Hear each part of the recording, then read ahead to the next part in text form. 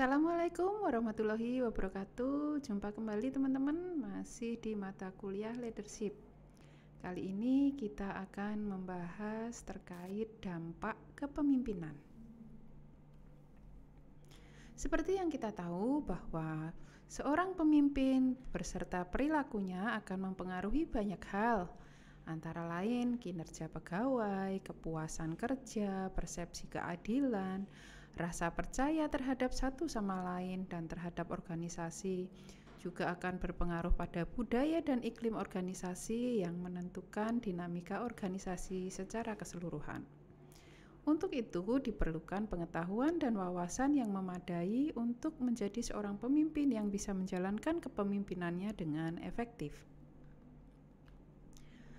Kita akan lihat, ya mungkin kita akan kupas satu persatu apa dampak kepemimpinan terhadap suatu hal. Yang pertama kita akan lihat dampak kepemimpinan terhadap perilaku organisasi. Agar dapat bertahan, suatu organisasi atau perusahaan membutuhkan lebih banyak perilaku inovatif dari anggota atau karyawannya, lebih dari sekedar hanya penyelesaian tugas. Jadi di sini diharapkan atau perusahaan mengharapkan karyawannya berperilaku inovatif, tidak hanya sekedar menjalankan tugas-tugas yang dibebankan kepadanya. Perilaku anggota organisasi tersebut biasa diistilahkan dengan Organizational Citizenship Behavior atau OCB. OCB merupakan perilaku individu yang bersifat sukarela, tidak langsung diakui oleh sistem imbalan formal dan secara keseluruhan meningkatkan efektivitas fungsi organisasi. Dalam pengertian tersebut terkandung kata sukarela. Jadi di sini dimaksud bahwa perilaku yang diinginkan oleh perusahaan tersebut tidak menuntut peran atau deskripsi pekerjaan yang sifatnya memaksa atau wajib. Jadi kemungkinan memang tidak tercantum atau tidak ada dalam job desk maupun kontrak kerja.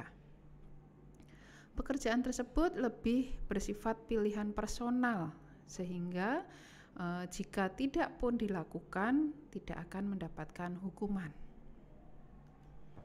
Ada beberapa dimensi dari OCB. Yang pertama altruisme atau altruisme, di mana altruisme ini adalah semua perilaku sukarela yang memiliki dampak terhadap orang lain yang terkait dengan tugas ataupun masalah dalam organisasi. Jadi aktivitas yang dilakukan di sini adalah dengan sukarela, ya. Kemudian juga umumnya tidak demi kepentingan diri sendiri, tetapi justru lebih demi kepentingan orang lain.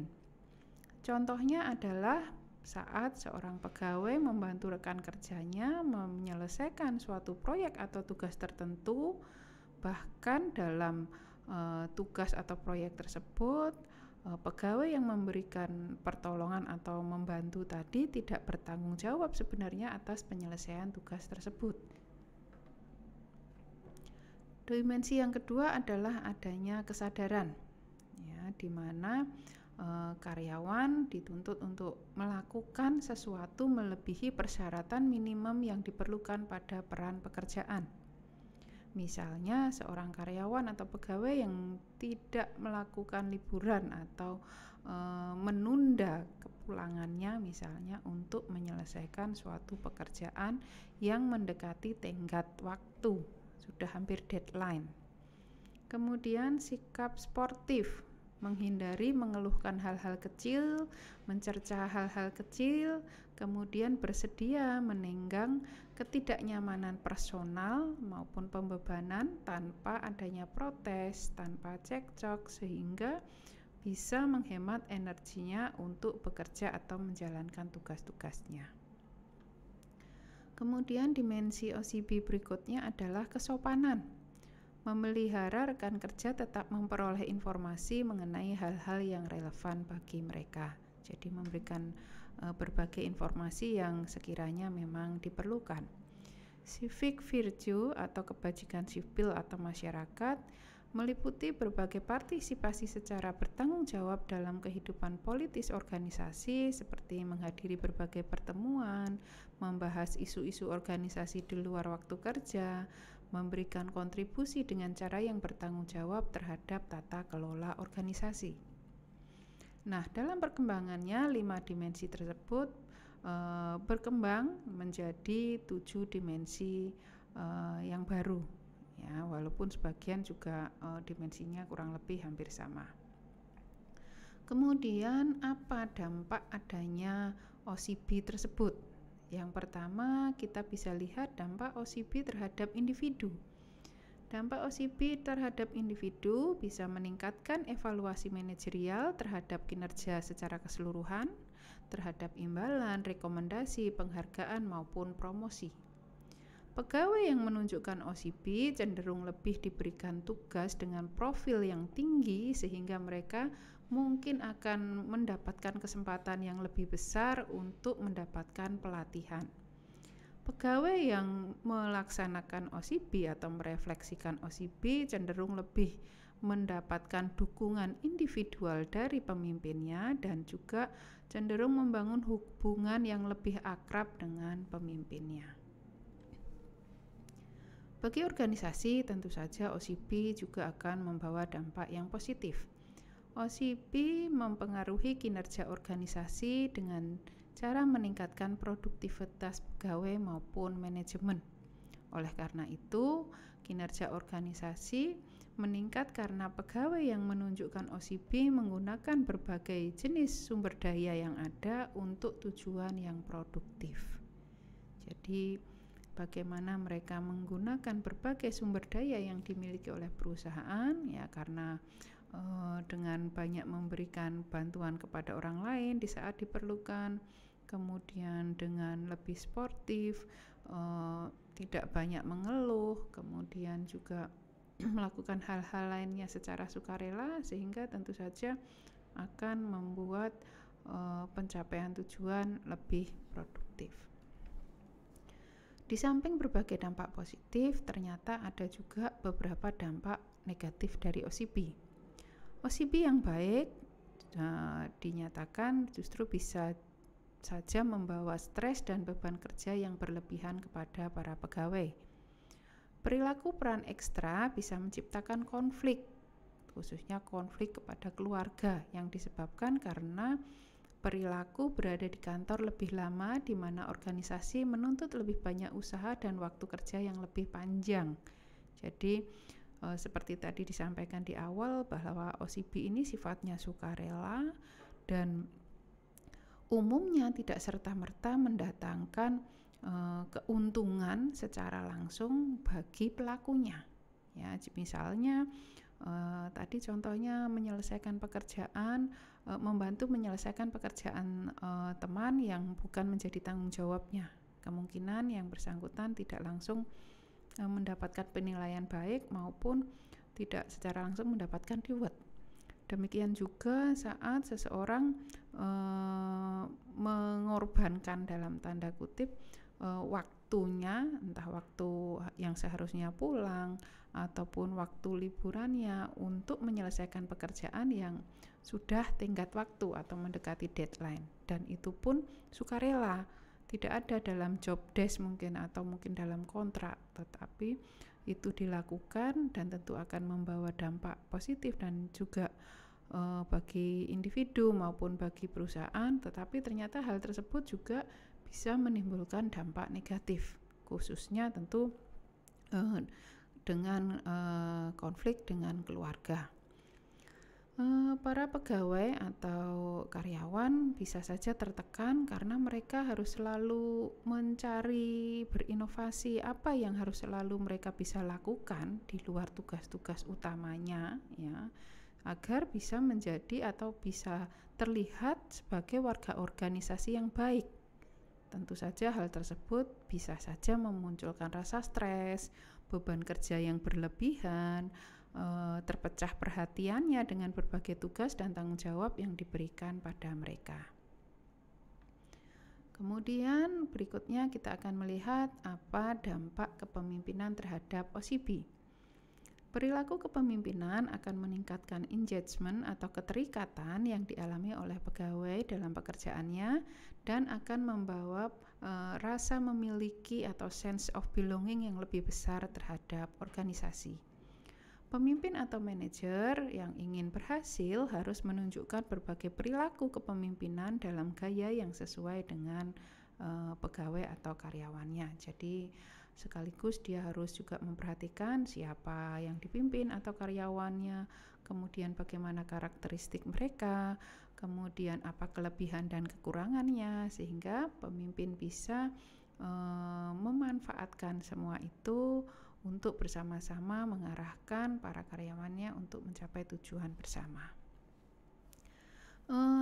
Sama halnya dengan gaya kepemimpinan yang diterapkan pada organisasi yang berbeda bisa saja tidak selalu sama ya dampaknya atau keberhasilannya ya. Maka gaya kepemimpinan yang berbeda untuk tipe organisasi yang sama juga belum tentu akan mengalami kesuksesan atau berhasil. Sehingga hubungan antara kepemimpinan dan OCB terkait bagaimana hubungan antara pemimpin organisasi dengan pegawai atau pengikut, yaitu terkait dengan seberapa baik pemimpin mengenal organisasi dan seberapa baik pemimpin mengetahui level atau dalam tingkatan mana dia bisa diterima oleh pengikut atau karyawannya, serta bagaimana mereka juga memiliki rasa sense of belonging tadi ya, memiliki rasa memiliki terhadap pemimpin tersebut. Nah, itu tadi berbagai hal terkait dengan dampak kepemimpinan terhadap perilaku organisasi. Nah, berikutnya kita akan melihat dampak kepemimpinan terhadap semangat kerja. Semangat kerja merupakan cerminan sikap atau kondisi mental seseorang individu maupun sebuah tim. Jadi orang dengan semangat kerja yang tinggi umumnya mereka positif, optimis, kooperatif, suportif terhadap visi maupun misi tim. Mereka akan memiliki sifat can do, persistence, harmoni, mempunyai kemauan dan tekad melakukan apapun yang diperlukan untuk mencapai visi misi tersebut. Mereka juga percaya ya dengan kepercayaan tinggi kepercayaan yang besar terhadap diri sendiri maupun timnya untuk bisa menyelesaikan tugas-tugas yang ada. Nah, apa yang dimaksud dengan semangat kerja? Menurut Juki, semangat pegawai merupakan perasaan pegawai terhadap dirinya, pekerjaannya, terhadap manajer atau pemimpinnya, terhadap lingkungan kerja, dan keseluruhan kehidupan kerja sebagai pegawai. Semangat pegawai memadukan semua perasaan mental dan emosional, kepercayaan dan sikap yang dipegang individu dan kelompok mengenai pekerjaannya. Nah, ada beberapa dimensi semangat kerja. Yang pertama, pekerjaan yang bermakna. Jika orang memiliki pekerjaan yang bermakna, tidak hanya sekedar menjalankan pekerjaannya begitu saja, tidak hanya menginginkan penyelesaian pekerjaan begitu saja, maka tentu saja mereka akan melakukan pekerjaan tersebut dengan baik, dengan komitmen yang tinggi terhadap pekerjaan maupun organisasinya.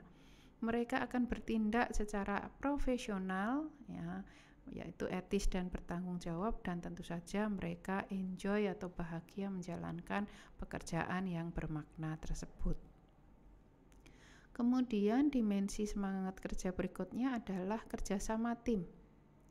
Kerjasama tim tentu saja tidak serta-merta ya, tidak sederhana menempatkan orang-orang secara acak ke dalam kelompok ya.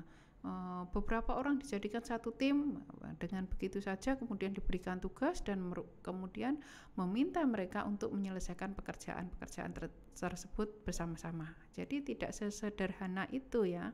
Jadi untuk membentuk suatu tim yang baik, yang solid, tentu saja harus dilakukan ya sejak awal dengan baik dan benar. Jadi di sini kerjasama tim ini membutuhkan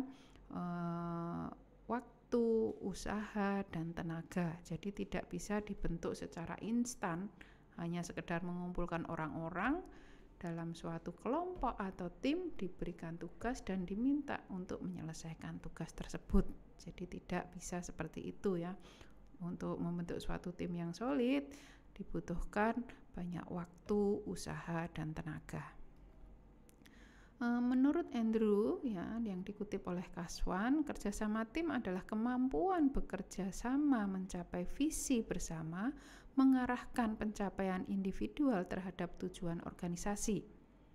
Kerjasama tim inilah yang merupakan bahan bakar yang memungkinkan orang biasa mencapai hasil yang luar biasa. Saat yang bersangkutan itu sendiri sebagai individu mungkin akan mengalami kesulitan untuk mencapai tujuan atau melakukan hal-hal yang lebih. Tetapi dengan tim yang solid, yang berhasil dengan baik, tentu saja mereka akan bisa mendapatkan hasil yang lebih baik, yang bisa mencapai hal-hal lain yang luar biasa. Nilai-nilai tersebut membantu tim bekerja, meningkatkan kinerja individu maupun kinerja organisasi. Dimensi ketiga adalah kepedulian manajemen. Ya, kepedulian akan memberikan dorongan untuk mengambil tanggung jawab yang lebih besar untuk memenuhi tujuan yang lebih besar. Jadi memang kepedulian dari manajemen ini juga diperlukan untuk mendorong tim untuk bekerja dengan lebih baik.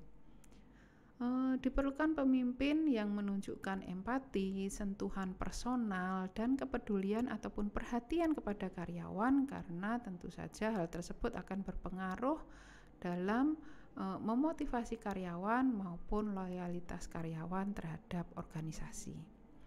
Kemudian dimensi yang keempat adalah imbalan. Kompensasi yang memadai sudah berulang kali kita pelajari ya dalam berbagai materi, dalam berbagai sudut pandang.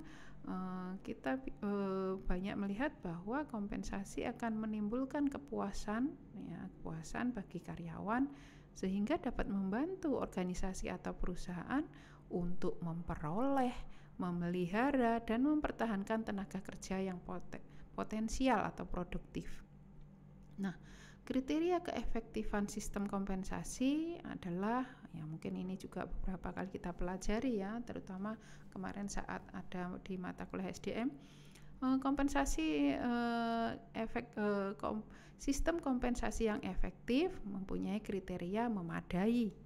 Ya tentu saja memadai di sini setidaknya memenuhi tingkat minimal ya, baik dari peraturan pemerintah, serikat pekerja maupun dari manajerial perusahaan. Harus adil ya, adil di sini sesuai dengan usaha, kemampuan, dan pelatihan yang dimiliki. Seimbang, jadi antara gaji, tunjangan, penghargaan lainnya juga harus layak. Efektif biaya, jadi gaji juga tidak harus berlebihan dengan mempertimbangkan kemampuan organisasi untuk membayar. Aman, jadi cukup untuk membantu karyawan merasa aman dan membantu dalam memenuhi kebutuhan pokoknya. Kemudian menyediakan insentif, sehingga imbalan di sini harus bisa memotivasi kerja yang efektif dan produktif, serta kriteria yang terakhir adalah dapat diterima oleh karyawan. Ya tentu saja karyawan harus diberitahu atau disosialisasikan bagaimana sistem imbalan yang ada, sehingga mereka bisa menerima sistem tersebut dengan baik dan juga nanti akan berpengaruh terhadap kinerjanya. Dampak dari semangat kerja. Beberapa kajian menunjukkan bahwa semangat kerja yang rendah ya, secara bertahap akan dapat menghancurkan komitmen karyawan, bisa berakibat buruk terhadap produk ataupun pelayanan atau jasa yang ditawarkan oleh organisasi, dan menjauhkan pelanggan atau klien yang dilayani. Jadi dampaknya juga akan tidak baik apabila semangat kerja karyawan menurun. Semangat kerja yang buruk cenderung menular. Sekali semangat kerja yang buruk itu masuk, tentu akan sulit mengidentifikasi sumbernya. Ya, ya, karena akan membawa dampak juga bagi orang-orang lain atau bagi karyawan lain yang mungkin saja semangat kerjanya tidak turun gitu ya. Manfaat bagi organisasi dengan semangat kerja tinggi adalah kinerja yang baik pada level individu maupun organisasi secara keseluruhan. Semangat kerja bisa meningkatkan daya saing, ya, di mana pelanggan akan lebih puas dan cenderung kembali, bisa meningkatkan kemungkinan keuntungan perusahaan. Pada level individu, pegawai yang mempunyai semangat kerja tinggi tentu mereka tidak akan banyak mengalami stres, sehingga akan menurunkan angka kemangkiran maupun pegawai yang sakit. Pegawai dengan semangat kerja tinggi lebih intens, bersedia lebih bekerja keras, lebih berkomitmen terhadap tujuan organisasi, dan juga akan memberi rekomendasi bagi organisasi kepada pelanggan, keluarga, teman, maupun pelanggan-pelanggan potensial. Nah, menurut Gene Klan, ya, ada beberapa dampak dari semangat kerja yang tinggi, ya, kepuasan pelanggan, kualitas meningkat, meningkatnya produktivitas, menurunnya biaya operasional dari berbagai hal yang bisa dihindari tadi, ya, kemangkiran, sakit, kemudian hal-hal negatif lainnya yang mungkin ditimbulkan dari turunnya semangat kerja, ya, meningkatkan keuntungan, keamanannya kerja meningkat, berkurangnya pemborosan baik bahan atau sumber daya alam mungkin, ya, bahan baku, waktu, ya, pemborosan waktu, juga potensi manusia dan organisasi. Kemudian menurunnya kemangkiran, keterlambatan, cuti sakit, pergantian pegawai, biaya rekrutmen, keluhan, sabotase, dan berbagai penyalahgunaan obat. Nah, kemudian ini akan kita lanjutkan lagi juga dengan dampak kepemimpinan terhadap pengembangan karir dan motivasi. Ya, jadi di sesi ini ada 3 hal yang kita pelajari, ya. Dampak yang pertama, dampak tadi, ya, kepemimpinan terhadap perilaku organisasi, dampak kepemimpinan terhadap semangat kerja, dan yang ini terakhir adalah dampak kepemimpinan terhadap pengembangan karir dan motivasi. Individu didorong untuk melakukan pemilihan pekerjaan tertentu oleh keterampilan, pengetahuan, kemampuan, sikap, nilai, kepribadian, dan situasi kehidupan.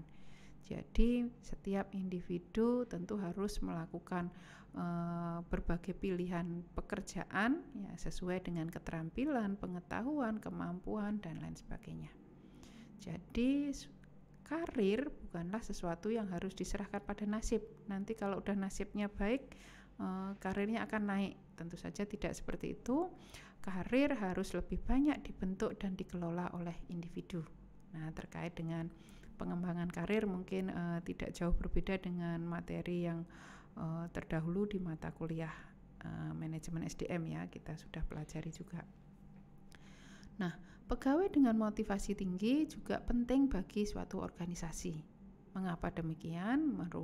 Menurut Kondalkar, mengapa motivasi diperlukan?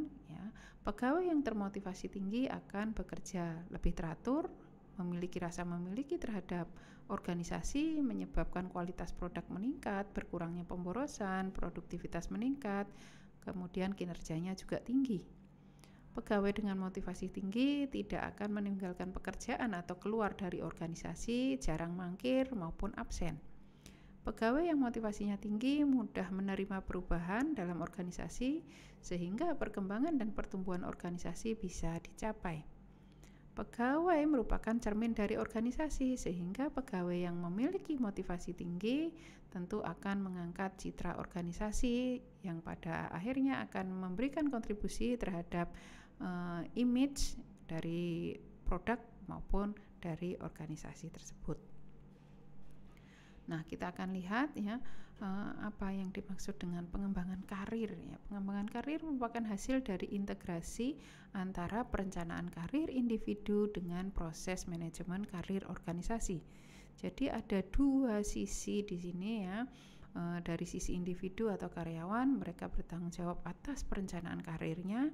Dari sisi organisasional, maka organisasi atau perusahaan bertanggung jawab atas proses manajemen karir dalam organisasi. Pengembangan karir memberikan kesempatan dan mendorong pegawai untuk menelaah jalur karir yang akan datang, menganalisis kemampuan dan minat pegawai agar serasi antara kebutuhan pribadi dengan kebutuhan organisasi. Dengan pengembangan karir, organisasi bisa meningkatkan sikap pegawai terhadap pekerjaannya, tingkat kepuasan kerjanya, alokasi SDM yang efisien, dan loyalitas pegawai. Pengembangan karir adalah suatu kesatuan yang terdiri dari unsur-unsur kegiatan seseorang dalam kehidupannya untuk mengembangkan dan memperbaiki diri.